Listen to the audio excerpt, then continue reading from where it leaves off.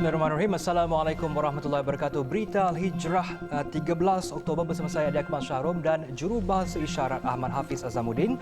Dan berikut tajuk utama malam ini. Rakyat Gaza duduk dalam penjara terbuka. Juga sistem kesihatan Gaza kritikal.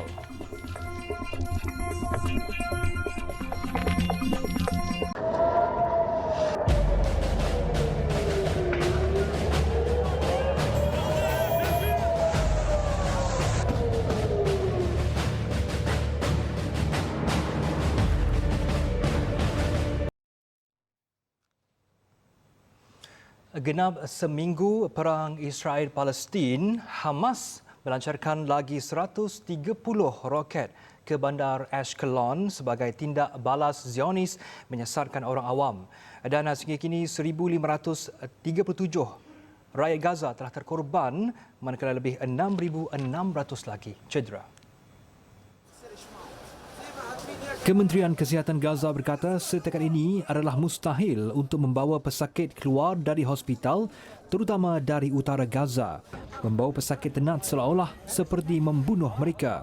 Sementara itu, sekurang-kurangnya 13 tebusan warga Israel terbunuh akibat bedilan tentera Zionis dalam tempoh 24 jam lalu.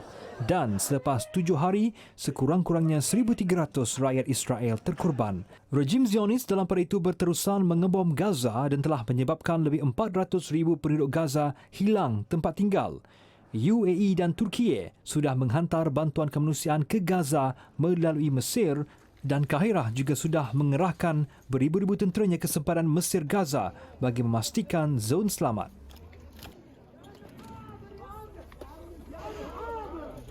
Dalam pada itu, Mesir mahu rakyat Gaza kekal berada di tanah air mereka. Presidennya Abdel Fattah Al-Sisi berkata pihaknya akan membantu segala mungkin bagi mengurangkan penderitaan rakyat Palestin. الأمر هناك مختلف. القضية دي قضية القضايا وقضية العرب كلها، ومهم إن شعبها يفضل صامد ومتواجد على أرضه، وإحنا هنبذل أقصى جهد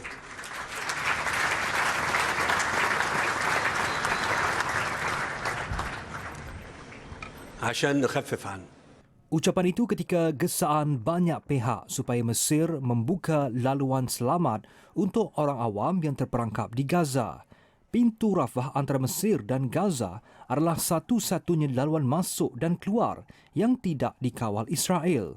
Mesir bagaimanapun berkata pihaknya komited untuk memastikan bantuan perubatan dan kemanusiaan sampai kepada rakyat Gaza walau dalam waktu sukar ini.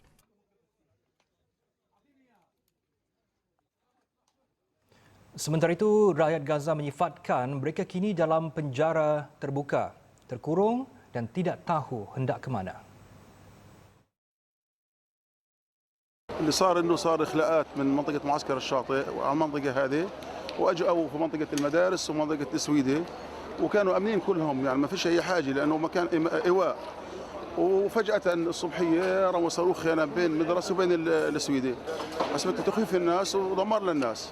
في شهداء اكثر من شهيد احنا اليوم مش عارفين لا وين نروح، فيش مكان امن، احنا لجأنا للأونروا للامم المتحده، اليوم اسرائيل بترتكب مجازر بحق المدنيين، اولادنا هلقت تحت الركام، لا احنا عارفين اولادنا وين، لا عارفين اهالينا وين، لا عارفين ايش نسوي، لا عارفين لا عندنا اكل، لا عندنا شرب، لا عندنا كهرباء. انا اليوم بناشد الامم المتحده من قدام مقر الامم المتحده، وين نروح؟ وين نروح؟ كفي معاناه بكفي، احنا اليوم ثامن يوم واحنا تحت القتل، نصحى بالقتل وبنموت بالقتل، بنموت بالقصف وبنصحى بالقصف، لا احنا عارفين وين نروح ولا عارفين المكان الامن. يعني وانا جاي طلعت لقيت الناس جثث على الارض، مش عارفين ايش نسوي، مش عارفين ايش نرفع، لحتى الان تحت الردم هذا في هنا لحتى الان شهداء كثير، يعني بقينا قاعدين في امان الله الا القصف بينزل علينا، مش عارفين وين نروح، مش عارفين وين نتهجر، بنطالب في العالم اي دوله عربيه تتحرك، اي دوله عربيه، العالم سمعنا، العالم. Tentera Israel sebelum itu memberi amaran supaya PBB memindahkan rakyat Palestin yang berada di utara ke bahagian selatan Gaza dalam tempoh 24 jam ini. Amaran itu berkemungkinan petanda kepada peperangan lebih dahsyat akan berlaku. Sistem kesihatan di Semenanjung Gaza kini berada pada tahap yang kritikal. Menurut Pertubuhan Kesihatan Sedunia WHO, setiap hari hospital hanya mempunyai bekalan elektrik untuk tempoh beberapa jam sahaja kerana terpaksa mencatu bekalan. Jelas WHO, masa semakin suntuk dan malapetaka kemanusiaan mungkin sukar dielakkan jika bekalan bahan api dan bekalan ubat-ubatan serta kemanusiaan tidak dapat dihantar dengan segera ke Semenanjung Gaza, ekoran sekatan. Kecederaan dan kematian terus meningkat akibat serangan udara yang berterusan di Semenanjung Gaza. Kekurangan bekalan bertambah serius membataskan kapasiti tindak balas hospital yang sudah terbeban merawat pesakit. WHO bersedia untuk segera menghantar bekalan penting dan kesihatan asas melalui pusat logistiknya di Dubai dan bekerjasama dengan rakan kongsi untuk memastikan bekalan itu dapat sampai ke Semenanjung Gaza.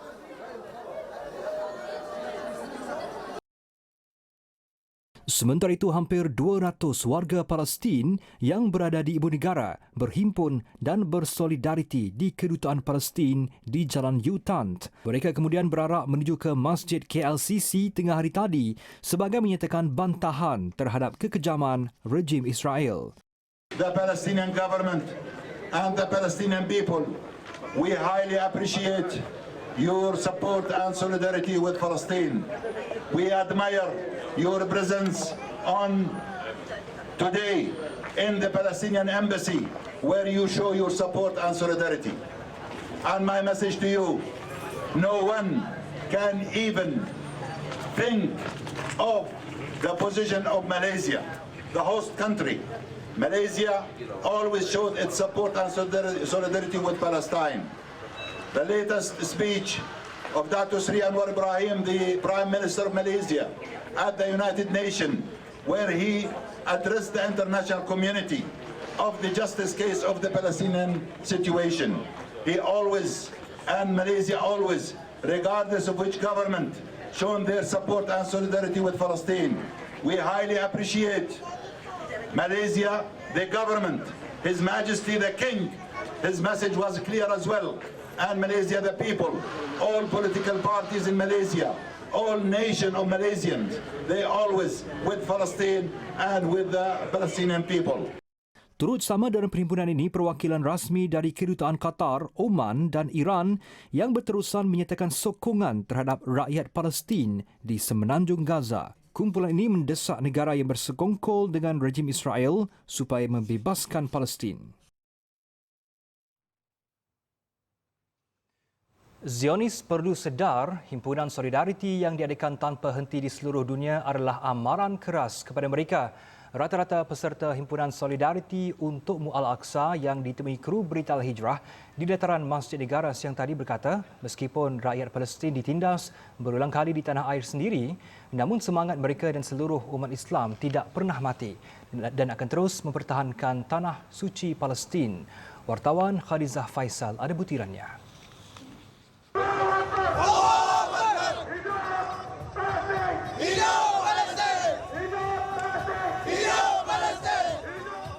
Ribuan peserta memenuhi perkarangan Masjid Negara untuk menyuarakan sokongan agar konflik Palestin yang berlarutan sejak 75 tahun lalu itu ditamatkan dan memberi kemerdekaan sepenuhnya kepada rakyat negara itu.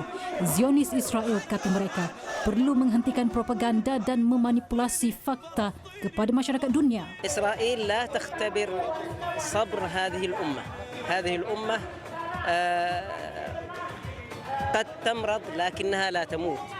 وهذه الانتفاضة وهذا الطوفان الذي يحدث في العالم الإسلامي إنما هو تحذير لهذا الكيان الهش، الكيان المسخ الذي جثم على أراضينا المقدسة في فلسطين. Sejujurnya memang menentang Zionis Israel yang melakukan apartheid kan, satu penjajahan terhadap mangsa-mangsa yang masyarakat yang tidak berdosa.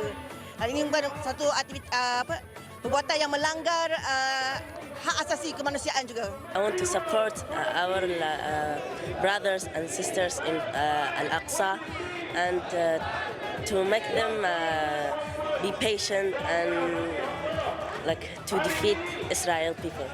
I want to tell them they are very bad people and they need to stop this act.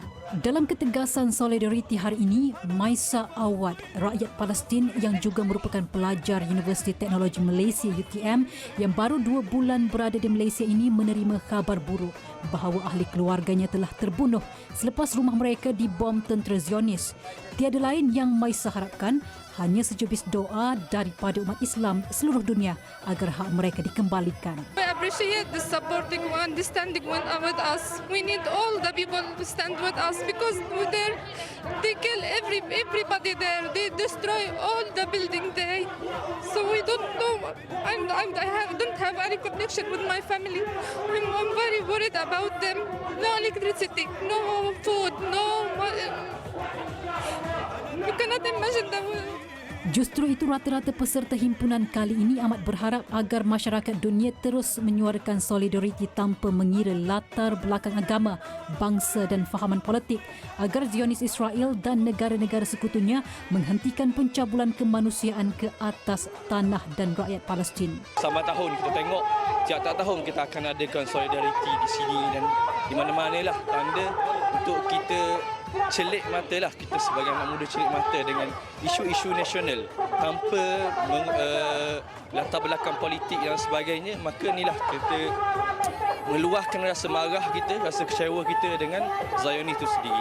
Okey, kami hari ini datang daripada Johor, bertolak tadi pagi pukul 7.30 pagi dan sampai hari ini lebih kurang pukul 12 tengah hari untuk menzahirkan solidariti kami terhadap saudara-saudara kami di Palestin dengan menyatakan pendirian kami terhadap mereka. Free Palestine! Free Palestine!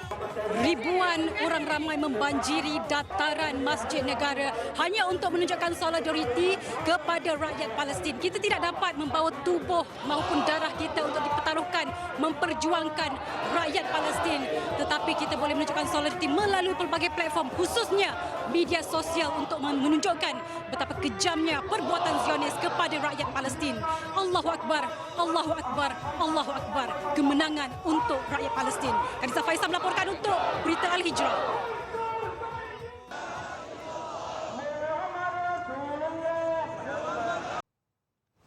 Masih mengenai serangan di Gaza, konflik antara Palestin dan Israel bukan hanya isu perang biasa. Ia adalah isu kemanusiaan sejak puluhan tahun yang dinafikan hak mereka.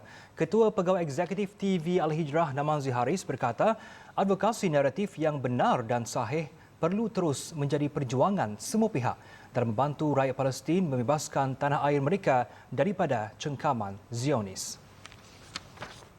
Namazi berkata, menerusi kempen dengan hashtag Palestin Kembali, beberapa siri program khas daripada TV Al-Hijrah akan disiarkan kepada penonton bagi memberi cakna serta kefahaman kepada masyarakat mengenai isu yang berlaku di Palestin secara meluas. Kita akan adakan beberapa siri program khas yang ada di Assalamualaikum, di berita, juga di media sosial kita. So kita akan gerakkan kandungan-kandungan yang untuk memberi cakna sebenarnya bukan hanya kepada masyarakat Islam tetapi masyarakat bukan Islam.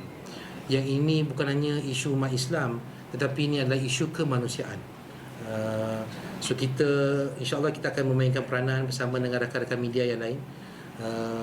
Itulah perjuangan jihad media kita yang kita akan laksanakan pada hari ini. Birruh biddam nafdika ya Aqsa. Birruh biddam nafdika ya Aqsa. Terdahulu, kempen hashtag Palestin Kembali dianjur TV Al-Hijrah sebagai tanda solidariti kepada rakyat Palestin. Sokongan itu disertai kaki tangan TV Al-Hijrah bersama beberapa belia dari pertubuhan bukan kerajaan NGO My Aqsa Defenders dan Global Peace Mission. Sementara itu, aktivis kemanusiaan yang juga pemangku Ketua Pegawai Eksekutif My Aqsa Defenders, Muhammad Aiman Muhammad Zain berkata, menerusi kempen hashtag Israel Cuak, ia akan dilaksana dengan kerjasama 19 gabungan NGO lain selama sebulan dengan menyasarkan penyertaan 1 juta anak muda. Dalam gelombang ini, antara yang kita akan lakukan adalah road tour ke beberapa negeri untuk mengumpulkan 1 juta pembela Al-Aqsa. Dan daripada 1 juta ini kita inginkan bahawasanya anak-anak muda turut serta dalam kami punya kempen mega ini, supaya bukan sahaja semangat itu ada ketika orang kata apa ni, yang tempoh yang genting ini, tapi juga dia diteruskan dengan semangat untuk mendapatkan ilmu, mendapatkan maklumat tentang Palestin daripada sumber yang betul. Sehingga kini, 380,000 penduduk Gaza telah mendapat 48 tempat perlindungan dalam wilayah itu yang kebanyakannya kawasan sekolah di bawah Agensi Bantuan Pertubuhan Bangsa-Bangsa Bersatu untuk Pelarian Palestin UNRWA.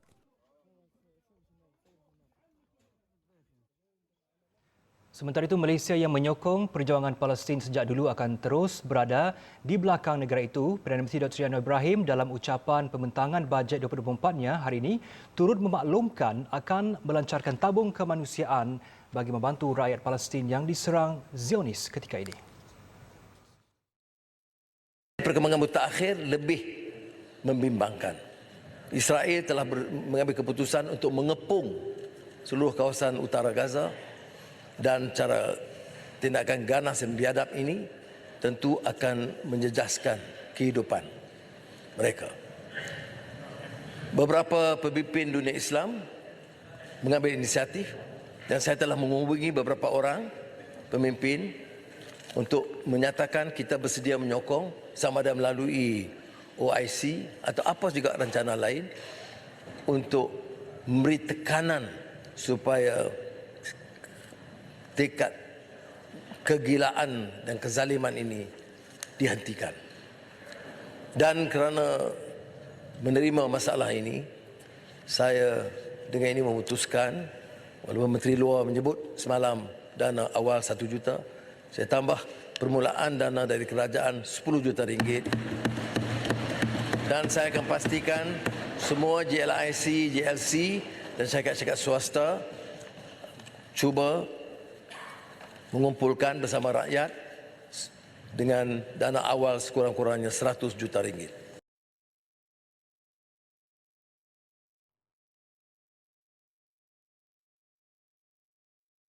اللهم انصر إخواننا المستضعفين على أرض فلسطين. اللهم انصر إخواننا المستضعفين على أرض فلسطين. اللهم حرر المسجد الأقصى من اليهود الغاصبين.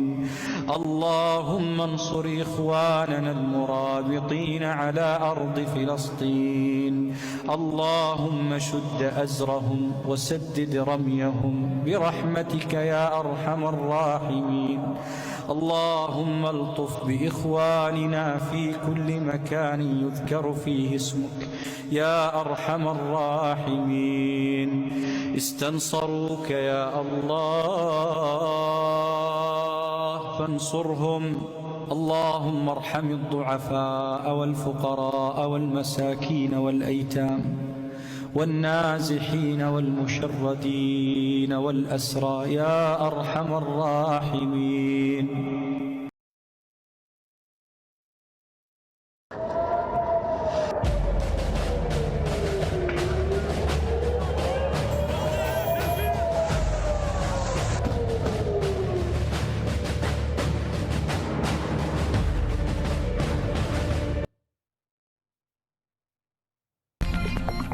Sebelah sini, kerajaan setuju diskaun bayaran balik PT-PTN. Memperuntukkan RM393.8 bilion bagi belanjawan 2024. Perdana Menteri berkata jumlah tersebut merupakan yang tertinggi pernah dibentangkan. Ia merangkumi RM303.8 bilion untuk belanja mengurus, RM90 bilion bagi pembangunan dan RM2 bilion untuk simpanan luar jangka. Ini melibatkan penambahan siling RMK12 sebanyak RM15 bilion lagi, menjadikan jumlah keseluruhan RM415 bilion untuk tempoh 5 tahun. Maknanya kerajaan mengamalkan pendekatan fiskal yang mengembang expansionary fiscal stance walaupun pada masa yang sama bertanggungjawab mengurangkan defisit fiskal secara berperingkat. Beliau berkata demikian ketika membentangkan Belanjawan 2024 Malaysia Madani di Dewan Rakyat petang tadi. Datuk Seri Anwar yang juga Menteri Kewangan menambah, Belanjawan Madani kedua itu merupakan kesinambungan dasar yang menelusuri kerangka ekonomi madani. Jelasnya, semua usaha yang dirangka akan menyusul setiap keutamaan dan penanda aras ekonomi madani yang dicerahkinkan kepada 3 tumpuan utama iaitu tata kelola terbaik demi ketangkasan perkhidmatan, penstrukturan semula ekonomi bagi melonjak pertumbuhan serta peningkatan darjat hidup rakyat. Belanjawan bertemakan ekonomi madani memperkasa rakyat itu adalah dasar penting dan menyeluruh selain memacu pertumbuhan ekonomi serta membela rakyat. Isu PTPTN turut disentuh Perdana Menteri dalam bajet 2024. Kerajaan bersetuju untuk memberikan diskaun bayaran balik pinjaman itu bermula 14 Oktober hingga Mac tahun depan. Kerajaan bersetuju untuk memberikan diskaun bayaran balik pinjaman PTPTN bermula 14 Oktober 2023 sehingga 31 Mac 2024. Pertama, diskaun 10% atas baki hutang untuk penyelesaian penuh pinjaman. Diskaun 10% untuk bayaran sekurang-kurangnya 50% daripada baki hutang dalam sekali bayaran. Diskaun 15% untuk bayaran secara potongan gaji atau debit terus berjadual. Sebagai usaha menjamin kelangsungan industri agro makanan negara yang lebih mandiri, 2.6 bilion ringgit disalurkan kepada pelbagai bentuk subsidi dan insentif kepada para pesawah dan nelayan.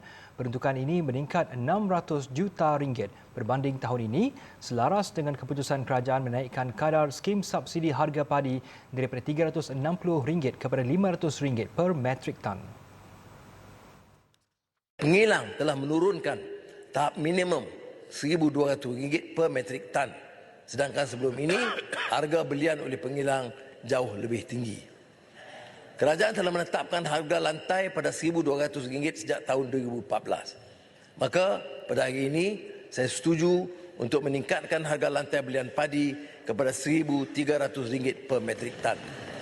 Kerajaan juga bersetuju untuk meningkatkan peruntukan subsidi padi bukit atau padi huma daripada RM40 juta kepada RM50 juta dan ini antara lain akan dapat meluaskan kawasan penanaman padi bukit daripada 43,000 hektar. Untuk manfaat para nelayan, kerajaan terus mengekalkan subsidi diesel pada harga terendah iaitu RM1.65 seliter kepada nelayan kelas tertentu dengan kuota 840 juta liter setahun. Nelayan juga diberikan allowance sara hidup sehingga RM300 sebulan dan insentif hasil tangkapan nelayan sehingga RM1,000 sebulan. Kerajaan juga menyediakan RM10 juta untuk tujuan membina baharu dan baik pulih rumah nelayan yang uzur.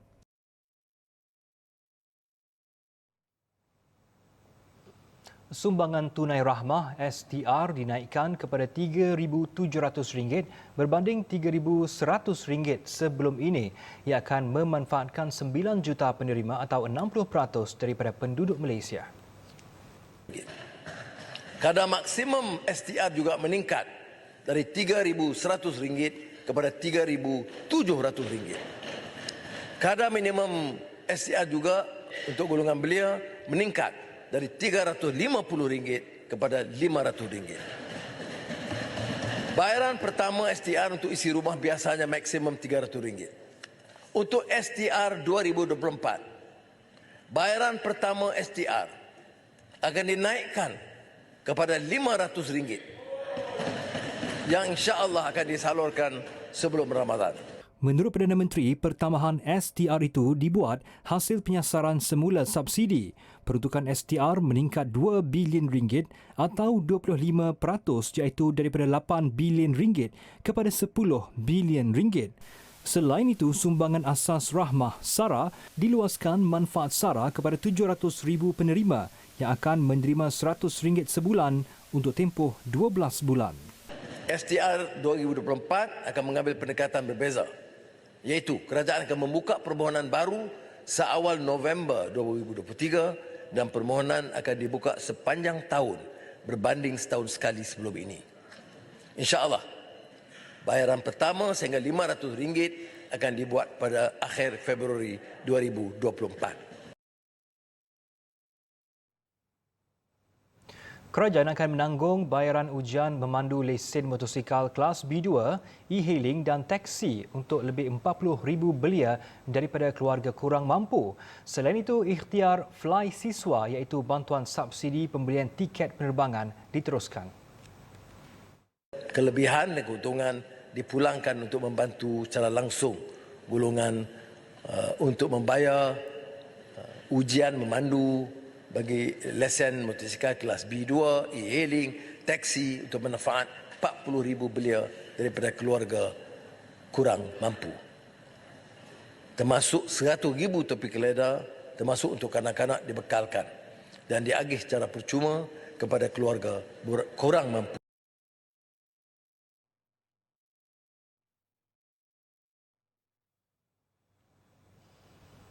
Sementara itu, kerajaan juga akan memperkenalkan akaun fleksibel KWSP sebagai akaun baharu yang boleh diakses ahli pada bila-bila masa. Akaun fleksibel KWSP akan diperkenalkan sebagai akaun baru yang boleh diakses pada bila-bila masa. Sebelum ini, KWSP berkata akaun ketiga itu juga adalah untuk memenuhi potensi keperluan tunai kecemasan ahli. Ia juga bertujuan untuk menarik minat mereka yang dalam sektor tidak formal untuk membuat caruman dengan KWSP.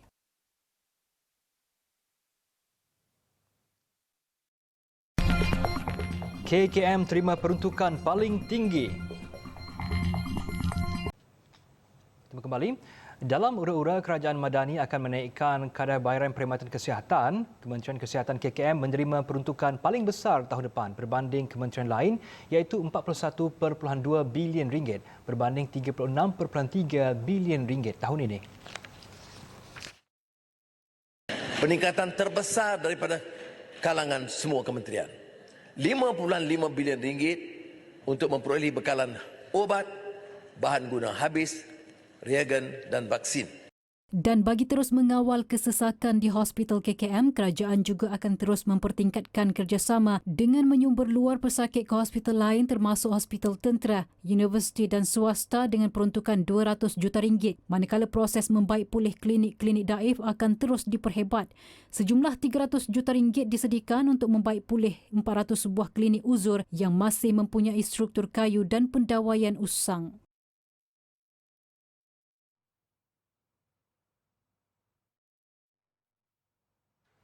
1.9 bilion ringgit dikhususkan bagi pengurusan dan pembangunan hal ehwal Islam. Lebih 70,000 guru takmir, guru kafa, imam, bilal, siak, noja dan marbut di peringkat komuniti akan menerima sumbangan khas ditambah menjadi RM700. Menghargai jasa dan peranan besar lebih 70,000 guru takmir, guru kafa, imam, bilal, siak, noja dan marbut di peringkat komuniti, kerajaan bersetuju untuk memberi sumbangan khas ditambah menjadi RM700 yang akan disalurkan terus kepada mereka dengan jumlah RM50 juta. Selain itu, kerajaan juga memutuskan untuk mengembalikan semua geran bantuan sekolah agama rakyat RM20,000 kepada semua sekolah yang berdaftar di bawah JAKIM.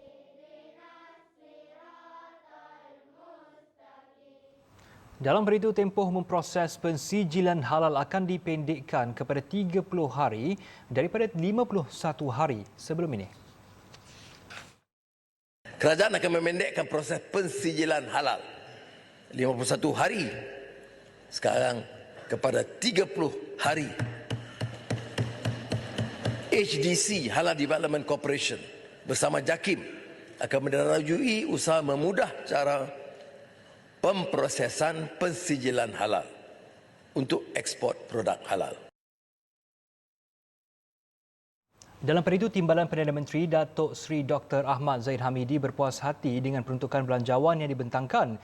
Ia termasuk bagi kementeriannya, Kementerian Kemajuan Desa dan Wilayah, termasuk peruntukan khas untuk pembinaan Taska Tahfiz.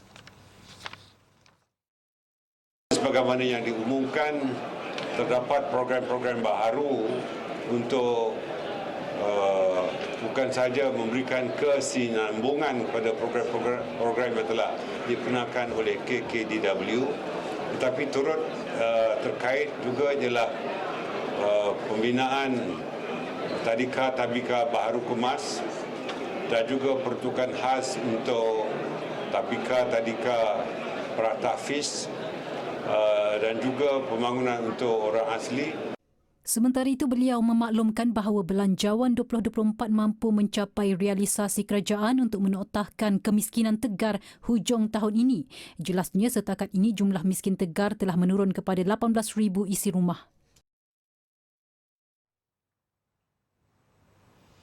Dan berikut reaksi Menteri-Menteri Kabinet terhadap bajet 2024. Belanjawan tahun ini belanjawan yang cukup baik. Berlaku penambahan perbelanjaan bagi Kementerian Pertanian dan Keterjemahan Makanan. Saya sebenarnya memerlukan lebih banyak untuk hal keterjemahan makanan, tapi keupayaan keuangan setakat ini saya berpuas hatilah akan gunakan perbelanjaan itu sebaik mungkin untuk penyediaan makanan food security bagi Malaysia. Bagi pihak Kementerian Belia dan Sukan, kami sangat gembira kerana banyak senarai wish list kita telah dipenuhi, telah diberikan oleh Menteri Kewangan ataupun Perdana Menteri. Yang paling utama saya lihat game changer untuk KBS adalah pelepasan cukai khusus untuk sukan. Kategori baru untuk pembelian peralatan dan perbelanjaan termasuk yuran latihan sukan. Ini yang kita perjuangkan selama ini dan kita dapat. Jadi kita sangat berterima kasih atas game changer ini. Kemudian kita dapat grant padanan sukan 50 juta. Ini sangat membantu untuk membaiki prestasi atlet kita dan menganjurkan lebih banyak lagi pertandingan tournament, international tournament pada tahun depan.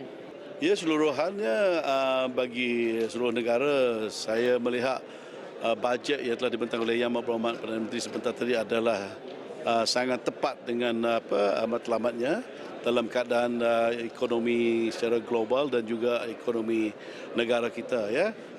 Memang ada banyak keperluan tapi juga ada kekangan dari segi sumber-sumber kewangan kita.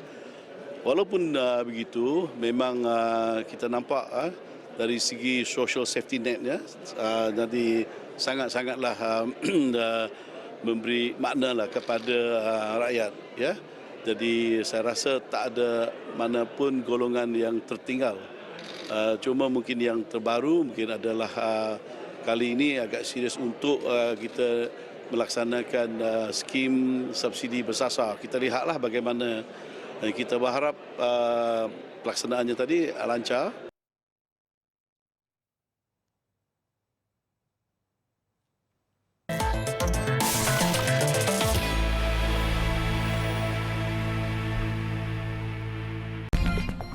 Masjid Saujana Puchong siap 30%.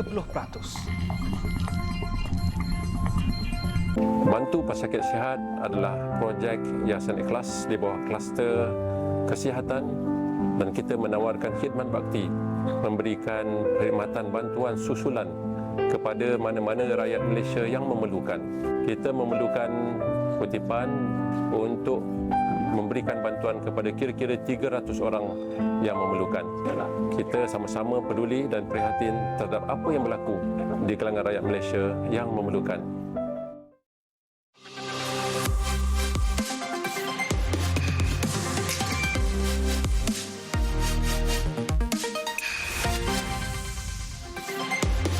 Masjid Saujana Puchong kini siap 30%, namun mereka masih memerlukan bantuan kilat RM4 juta bagi menyiapkan fasa pertama masjid. Fasa kedua pembinaan melibatkan pembinaan kompleks Islam, rumah kediaman imam dan petugas masjid serta beberapa kios untuk perniagaan yang menelan RM6.7 juta. Ketika ini, penduduk setempat terpaksa solat Jumaat di masjid yang terletak 3 km jauhnya dan terpaksa berhimpit di surau sedia ada yang kapasitinya sangat terhad. Jurucakap Masjid Saujana Puchong, Ilyas Ismail berkata, pihaknya merayu sumbangan orang ramai bagi menampung kos pembinaan rumah ibadat tersebut. Masjid Saujana Puchong dibina di atas tanah berkeluasan 5.45 hektar dijangka siap Mei tahun depan. Amat menyedihkanlah. Kita nak ibadah, nak tenang, nak relax, nak khusyuk kan. Jadi bila keadaan tak berapa sempurna seperti itu, saya rasa ini merupakan satu tanggungjawab kita semua untuk seluruh rakyat Malaysia. Jom kita menyumbang untuk menyempurnakan sikit saja lagi. InsyaAllah 4 juta ringgit tu tak mustahil untuk nak dikumpulkan. Mereka ingin menyumbang boleh salurkan ke akaun CIMB Bank yang tertera atau hubungi Jawatankuasa Penaja Pembinaan Masjid Saujana Puchong.